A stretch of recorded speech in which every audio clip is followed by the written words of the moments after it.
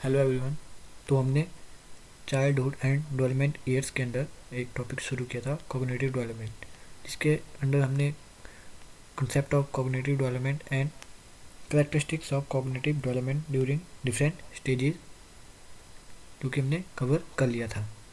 तो अब cognitive development से रिलेटेड कुछ इम्पॉर्टेंट थ्योरीज रहती हैं, जिनमें से एक आज हम डिस्कस करेंगे। तो हमारा जो आज का टॉपिक रहेगा वो रहेगा पियाजे थ्योरी ऑफ कॉग्निटिव डेवलपमेंट। तो जीन पियाजे, जो कि अपने करियर के स्टार्टिंग में एक बायोलॉजिस्ट था, जो कि बाद में कॉग्निटिव एंड चाइल्ड साइकोलॉजिस्ट में कन्वर्ट हो जाता है। मतलब अपना काम जो है वो cognitive development and child psychologist के तौर पर शुरू करता है, जो कि वेल नोन है अपनी stage theory of cognitive development, जो कि उसने 1936 में दी थी for explaining the development of thinking in human being from infancy to adulthood. Normally, cognitive development or intellectual development is the result of continuous interaction between the organism and the environment, or it passes through the series of sequential stages based upon the nature of interaction। तो जो पियाजे थे उन्होंने जो cognitive development को 4 अलग अलग stages में divide किया था, और हर एक स्टेज का जो अपना एक पैटर्न था जो कि इंटेलेक्चुअल एक्टिविटीज़ को रिप्रेजेंट करता था। बात करते हैं पियाजे की वर्क ऑन कॉग्निटिव डेवलपमेंट।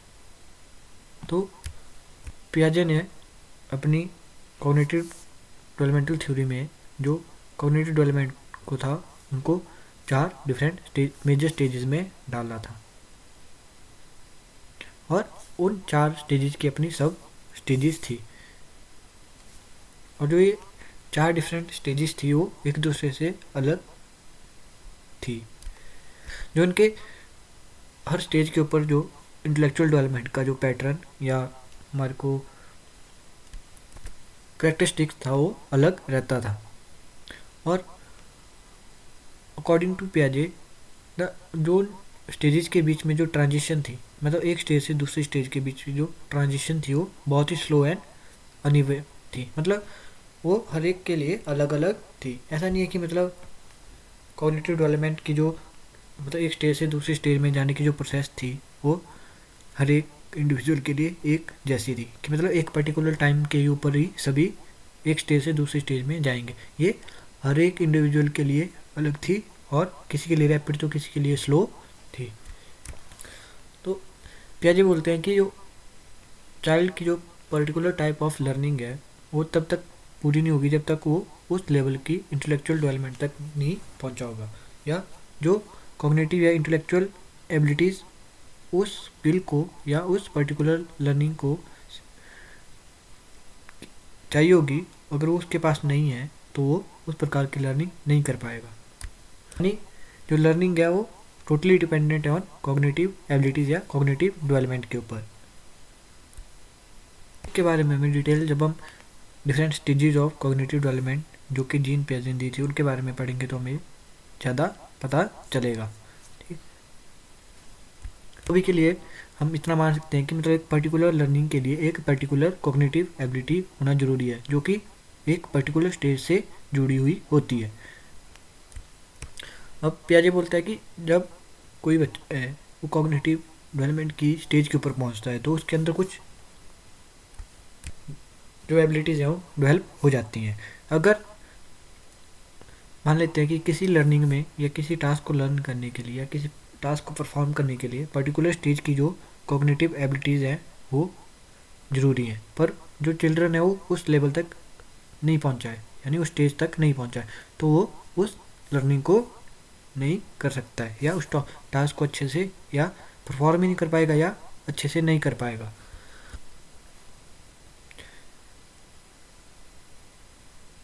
तो हम बोल सकते हैं कि जो चाइल्ड की स्टेज ऑफ कॉग्निटिव डेवलपमेंट है वो एसोसिएटेड रहती है हमारी इंस्ट्रक्शनल ऑब्जेक्टिव से।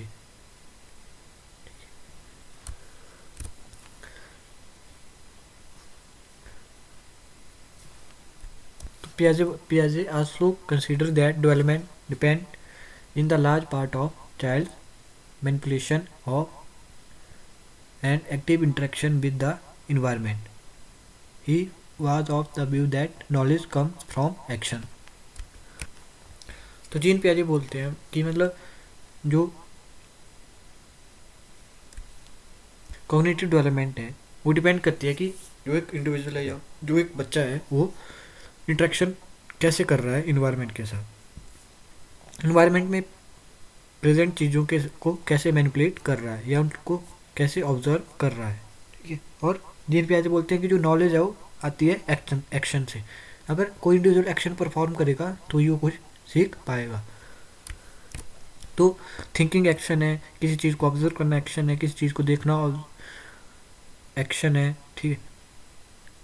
किसी चीज़ के बारे में या किसी चीज़ के साथ काम करना वो भी एक प्रकार का एक्शन है। तो जो नॉलेज है वो एक्शन से आती है।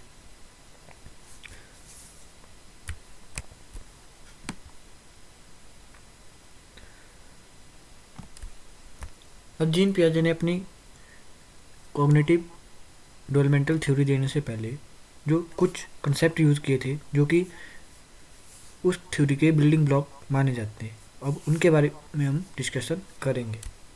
तो जो पियाजे की थ्योरी के जो मेन या बोल सकते हैं जो बिल्डिंग ब्लॉक्स रहते हैं वो रहते हैं हमारे पास schema, assimilation and accommodation and last one रहता है इक्विलिब्रियम। पर जो मेन थे वो थे स्कीमा, असेमिलेशन एंड अकोमोडेशन। तो अब हम इनके बारे में वन बाय वन जानेंगे। तो schemas, पियाजे called schemas as the pattern of behavior that children and adults use in dealing with objects in the world. Schemas can be simple like pattern of behavior of child or complex when senior student learns to solve the mathematical problem. Or schema can be classified as behavior or cognitive. तो अगर हम simply बात करें तो मतलब जो schemas हैं वो पैटर्न से किसी भी इंडिविजुअल के बिहेवियर के जिससे वो जो इन्वायरमेंट में के साथ इंटरेक्शन करता है या जो ऑब्जेक्ट इन्वायरमेंट में उनके साथ डीलिंग करता है। और ये सिंपल भी हो सकते हैं और कॉम्प्लेक्स भी हो सकते हैं। कॉम्प्लेक्स की ये मतलब सिंपल तब ऐसे कंसिडर कर सकते हैं कि वो एक बिहेवियर पैटर्न है कि किसी भी इंडिविजुअल को पता है कि उस ऑब्जेक्ट को कैसे ग्रैप्स करना है जो कि उसकी रीच में है। पर कॉम्प्लेक्स ये तब हो जाते हैं जब कोई सीनियर या कोई grown up individual tough mathematical problem को सॉल्व करना सीखता है। और जो स्कीमाज हैं वो बिहेवियर और कॉग्निटिव दोनों में क्लासिफाई किए जा सकते हैं।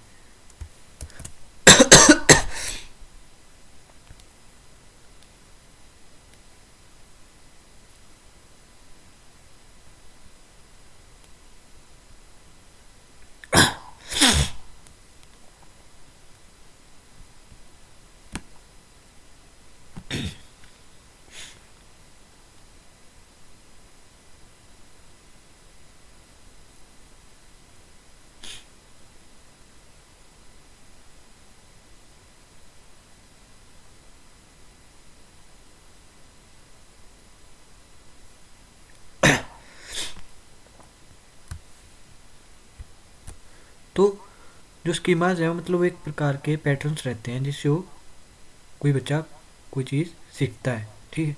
अब कोई छोटा बच्चा है वो मतलब किसी भी ऑब्जेक्ट को के बारे में कुछ या उसके यूज़ या उसके इम्पोर्टेंस सीखता है तो किसके थ्रू सीखता है, जो स्कीमा उसने डेवलप किए होते हैं। तो स्कीमा हो सकते हैं या वो बैंगिंग हो सकते हैं या थ्रोइंग हो सकते हैं, ठीक है।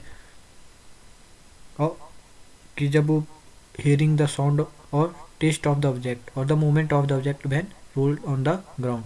तो डिफरेंट प्रकार के स्कीमा डेवलप हैं किसी भी बच्चे में जिससे वो किसी भी ऑब्जेक्ट के यूजेस के बारे में पता कर सकता है, ठीक, एक छोटी लेवल पे। तो जैसा कि banging is the favourite schema used by the baby to explore their world. और स्कीमा जो है वो मेंटल पैटर्न्स हैं जो कि डिस्क्राइब करते हैं कि वो संसार के बारे में क्या सोचते हैं, ठीक। और schemas are the building blocks of thinking. तो मेनली जो स्कीमाज हैं वो ही main building blocks of thinking रहते हैं। थिंकिंग एसोसिएटेड रहती है हमारी इंटेलेक्चुअल और कॉग्निटिव एबिलिटीज से। अब इसके बाद हम नेक्स्ट के ऊपर आते हैं। तो नेक्स्ट वन है असेमिलेशन। तो एक और कंसेप्ट था जो कि पियाजे ने यूज़ किया था अपनी कॉग्निटिव थ्योरी को डेवलप करने के लिए। तो अब हमें पता चल चुका है कि एक बच्चा है, उसने डिफरेंट स्कीमाज डेवलप कर लिए हैं, ठीक है। पर जब वो उन्हीं पुराने स्कीमाज को किसी न्यू ऑब्जेक्ट के लिए यूज़ करता है, ठीक है, तो उसको हम बोलते हैं असेमिलेशन। Another concept used by the Piaget is that of assimilation. Assimilation occurs when the child uses a schema on new object. The schema may be such as biting or banging or rolling. मतलब simply assimilation में जो है कि मतलब जो new object है उसको old schema में यूज किया जाता है।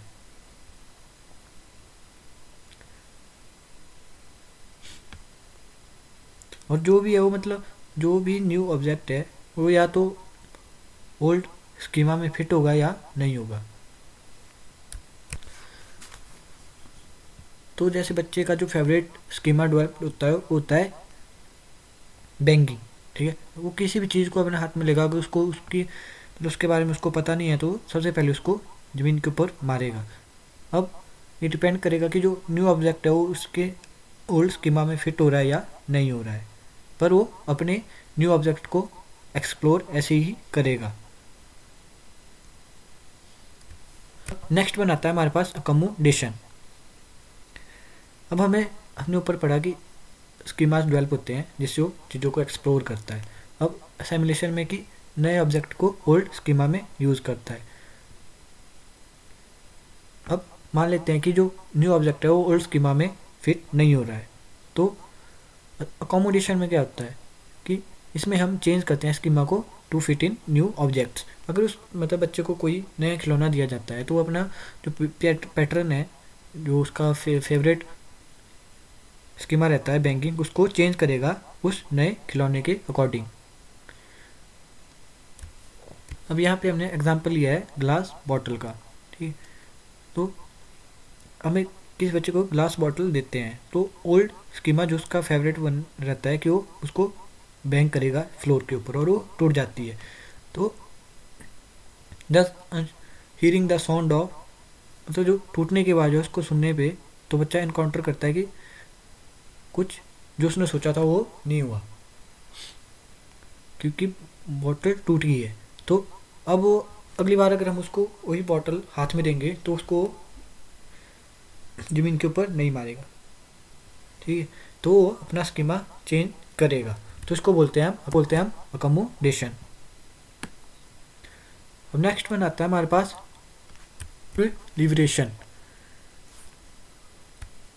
सिंपली इक्विलिब्रेशन क्या हो गया कि मतलब दोनों जो चीज़ें हैं वो आपस में बैलेंस में है, ठीक है। पर ऐसा हर बार नहीं होता कि दोनों मतलब जो ओल्ड स्कीमा और न्यू स्कीमा और जो ऑब्जेक्ट है वो बैलेंस में हुआ, इक्विलिब्रेशन में हो। वहाँ पे जब वो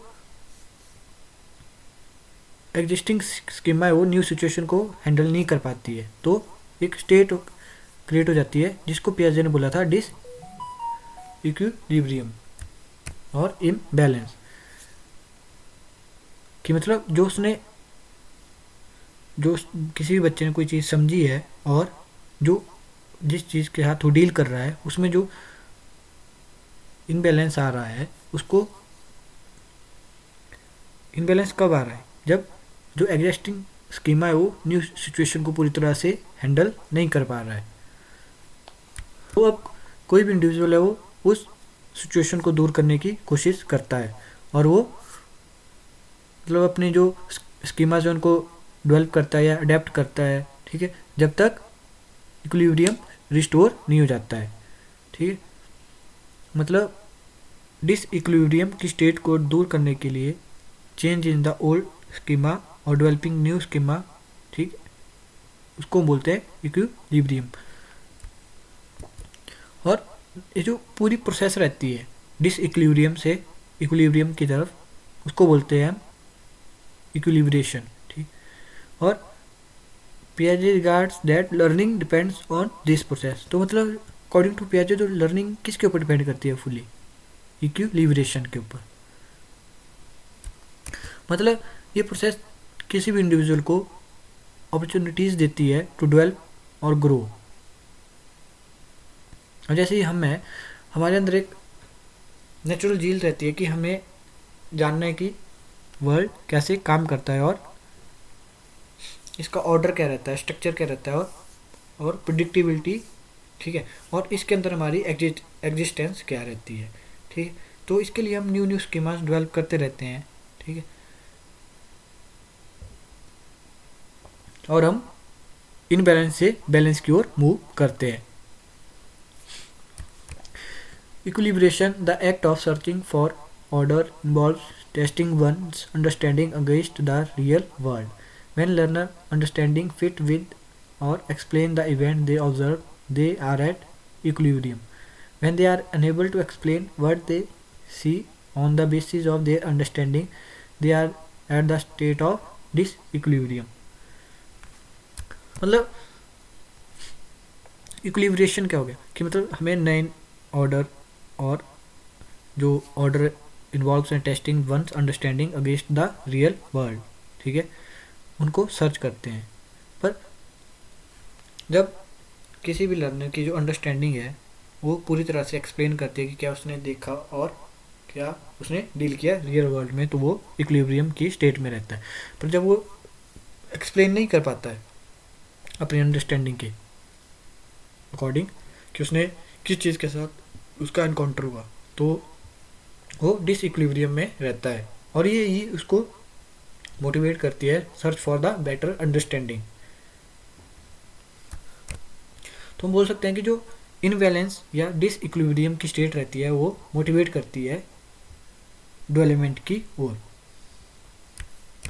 तो ये थे different building block for 4 different building block for the cognitive theory जो कि पियाजे ने दी थी। तो हमारी नेक्स्ट वीडियो में हम different stages of cognitive development जो कि पियाजे ने दी थी उनको डिस्कस करेंगे। Thank you.